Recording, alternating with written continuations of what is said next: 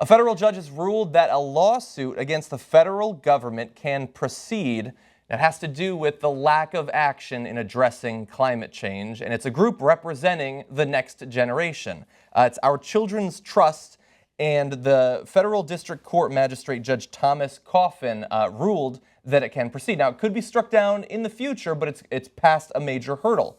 It was filed in August, and the complaint alleges that the U.S. government has known for half a century that greenhouse gases from fossil fuels cause global warming and climate change. So it's sort of framed in the same way that a lot of the initial cases against the tobacco industry were framed, that they know that this information is out there, they know the damage that's being done, but they're not doing anything about it.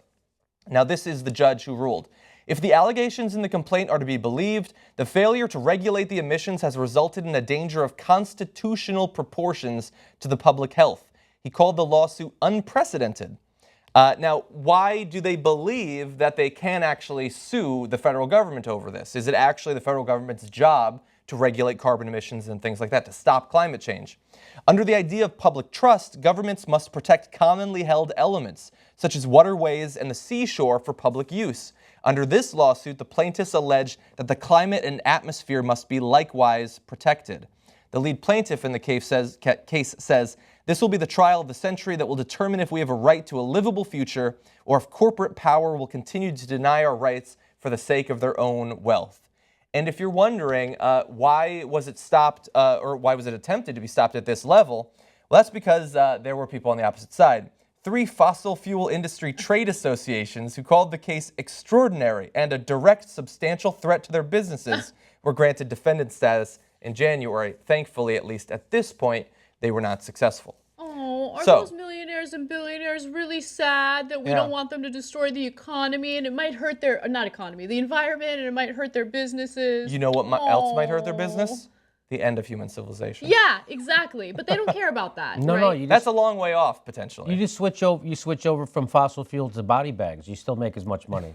You just retool. You just retool. That's called capitalism. You find a market, you fill it. Yeah, and then you find holes and you fill them with the bodies of the people who were killed by climate change. When we pulled out of Iraq, we created a void, and voids will be filled. That's true. Give me a break. That's true. I think that this is a really interesting idea because, I mean, in a democracy, it's always difficult. You have to limit the vote in some way. You can't have 1-year-olds vote because then they wouldn't actually be voting. Their parents would be voting for them. And so you have all these 16, 17-year-olds who have no say in politics, at least in terms of voting, but they can already see, because they're much more likely to accept the truth of climate change than, say, a 60-year-old Republican senator apparently is, because a 16-year-old isn't being paid by lobbyists for the energy industry.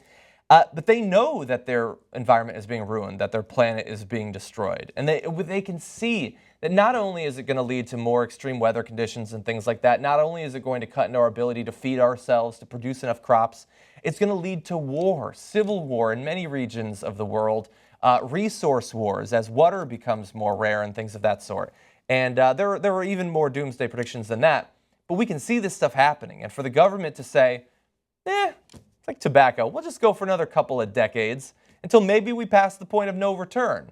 So it makes sense that you'd want to have a lawsuit like this. I mean, my understanding is we've already reached the point of no return, which is why scientists are focusing on mitigating the impacts of the damage that we're doing. The damage that we haven't even felt yet, right? Because it's kind of delayed. We're going to start feeling the impact of, you know, the pollution that we've put out there, maybe even a decade from now.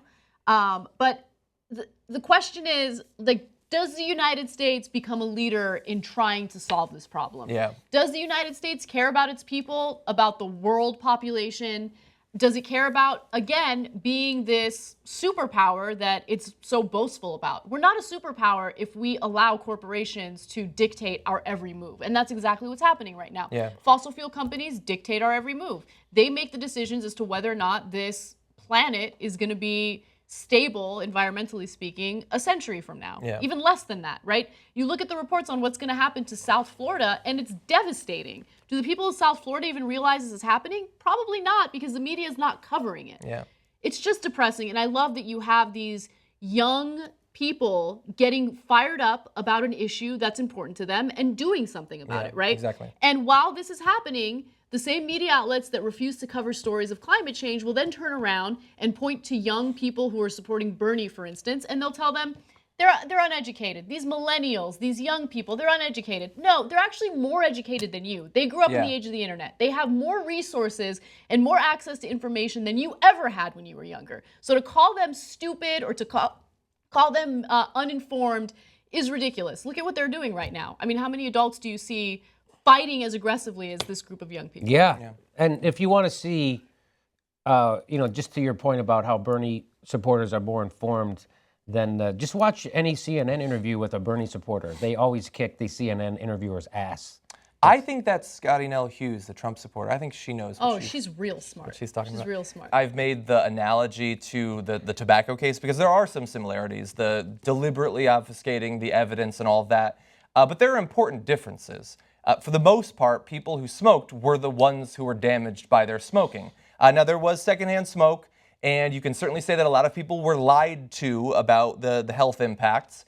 But when it comes to climate change, like if a Republican senator doesn't believe that it's true, he doesn't just get lung cancer. We all suffer, and that's why this sort of lawsuit makes sense. At some point, they should not be allowed to stop us from dealing with this problem because it's not just them, and they get paid. They keep their chair, their office because of the lies that they're willing to tell. But it does damage not just to us, but to future generations. And so it's a good thing that this is going forward.